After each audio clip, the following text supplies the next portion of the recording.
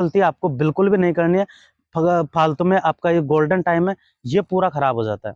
तो इस ALP CB 2 के एस्पिरेंट है और इन 3 गलतियों को कर रहे हैं। तो मेरे भाइयों, एग्ज़ाम आने से पहले-पहले इन गलतियों को सुधार लीजिए, वरना कहीं न कहीं आपको काफ़ी बड़ा नुकसान झेलना पड़ सकता है एग्ज़ाम से पहले। तो इन तीनों गलतियों पे हम विस्तार से बात करने वाले हैं, कौन-कौन सी गलतियाँ हैं, क्योंकि मेरे पास बहुत सारे कमेंट आए हुए थे, तो इस वजह से मुझे पता चल रहा था कि हाँ, स्टूडेंट भी ये गलती कर रहे हैं। तो मैंने सोचा कि क्यों ना वीडियो बना के अच्छे तरीके से उनको बता दिया जाए। दोस्तों, इन गलतियों पे हम बात करने वाले हैं। तो दोस्तों, मैं हूँ Yogesh Prajapati as a assistant loco pilot, और दोस्तों मैं आपको बताने वाला हूँ कौन-कौन सी गलती आप कर रहे हो और उनको सुधारना कैसे है। इन सारी चीज़ों पे हम इसी वीडियो में बात करने वाले हैं। तो दोस्तों, बिना समय गवाए हुए हम वीडियो को स्टार्ट करते हैं, और स्वागत है आपका हमारे YouTube channel railway study with Yogesh में।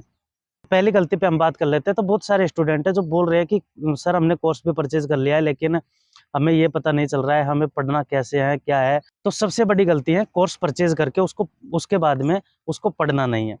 तो दोस्तों, इसमें क्या मतलब, बहुत सारे स्टूडेंट हैं जिन्होंने ये गलती की है और कमेंट भी किया है मेरे पास, इसी वजह से मुझे पता है। तो मतलब क्या है कि जैसे मेरे कहने पे किसी भी भाई ने कोर्स परचेज़ कर लिया। अब उसके बाद में वीडियो देखना तो आपके लिए फ्रीडम है, स्वतंत्रता है। आप किसी की भी वीडियो देख देख सकते हो। लेकिन फिर जैसे किसी और की वीडियो आपने देखी, उसने अलग टीचर का बता दिया। फिर आप कन्फ्यूज़ हो जाते हो कि यार, इसने तो इस टीचर से पढ़ा है, योगेश भाई ने वो टीचर बताया था, चलो हम तो इससे पढ़ लेते हैं। अब ऑलरेडी आपने उसका कोर्स परचेज़ कर लिया है।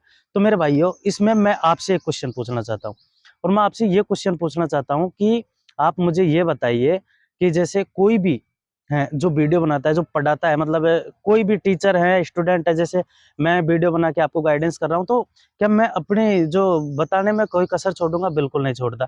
आप पढ़ रहे हो तो पढ़ने में कोई कसर नहीं छोड़ते। टीचर हैं तो वो पढ़ाने में भी अपनी पूरे जी-जान से, पूरी मेहनत के साथ पढ़ाते हैं। तो मतलब जो भी काम करते हैं, सब अपनी मेहनत के साथ करते हैं। तो क्या वो जो मैंने टीचर बताया वो गलत है? किसी और ने टीचर बताया वो सही है? या फिर किसी और ने जो टीचर बताया है, सही बताया है, या फिर वो मैंने बताया वो गलत है? तो मेरे भाई, ऐसा कुछ भी नहीं है। अगर आपने जिस भी टीचर का कोर्स परचेज़ कर लिया, वो सफिशिएंट है, वो 100% है।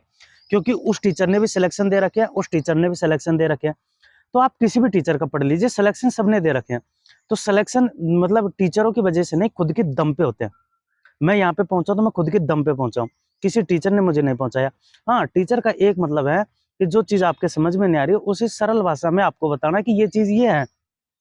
उसके बाद में तो मेहनत आपको ही करनी है, पढ़ना आपको है, सारी चीज़ें याद आपको रखनी है, फ़ॉर्मूलाज़, प्रैक्टिस, सारी चीज़ें करनी है आपको है।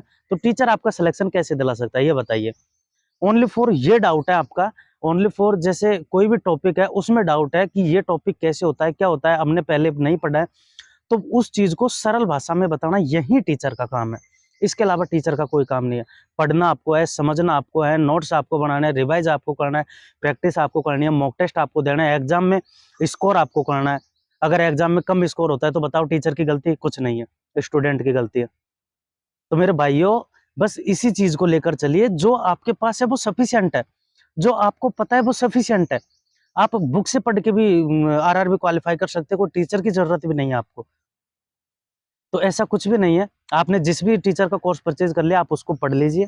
वो सफिशिएंट है, वो 100% है, बस उसी चीज़ पे भरोसा रखिए। किसी के कहने में मत आइए। अगर आपने ऑलरेडी किसी का कोर्स परचेज़ कर रखा है और मैं आपको अलग बता रहा हूँ, तो मेरे कहने पे ना आना है। मैं सही बता रहा हूँ भाई, रियलिटी है ये।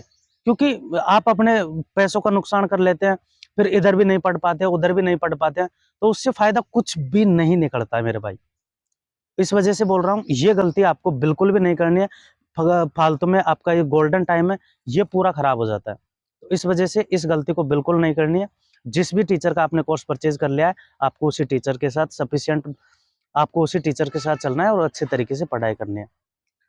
उसके बाद हम बात कर लेते हैं दूसरी गलती पे। तो दोस्तों, दूसरी गलती आपकी ये है कि जैसे आपने तैयारी स्टार्ट नहीं किया, अभी तक पढ़ना भी स्टार्ट नहीं किया, और उससे पहले आपको सारे क्वेश्चंस चाहिए, पीवाईक्यू चाहिए, प्रैक्टिस सेट चाहिए।